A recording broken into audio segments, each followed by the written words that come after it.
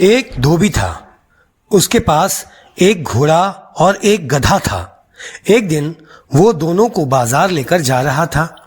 उस दिन धूप बहुत तेज थी।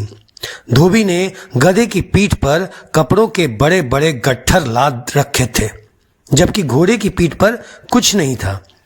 गधा बोझ के भार से इतना दुखी था कि उससे चला भी नहीं जा रहा था। गधा घोड़े से बोला, मित्र, मैं बोझ से मरा जा रहा हूं, थोड़ा बोझ तुम भी अपनी पीठ पर लाद लो। घोड़ा बोला, अरे वाह, मैं भला क्यों तुम्हारा बोझ लादूं? ये बोझ तुम्हारा है और तुम्हें इसे लादना पड़ेगा। हम तो शाही सवारी हैं, ये काम हमारा नहीं। घोड़े की बात सुनकर बेचारा गधा चुप हो गया।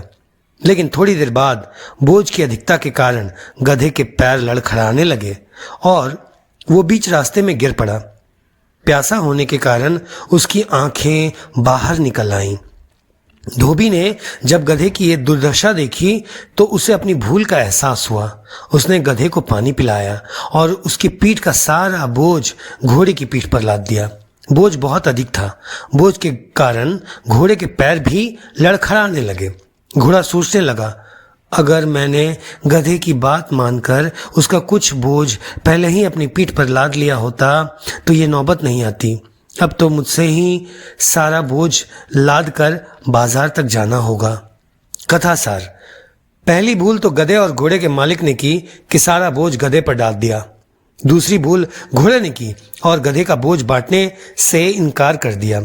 घोड़ा भूल गया था कि दुख बांटने से हल्का होता है और सुख बांटने से बढ़ता है। घोड़े को अपने मिथ्या अभिमान की कीमत चुकानी पड़ी, क्योंकि बाद में सारा बोझ उसकी ही पीठ पर आ पड़ा। इसलिए कहा गया है कि जिसे मदद की आवश्यकता हो, एक सबल को उसकी मदद अवश्य करनी चाहिए।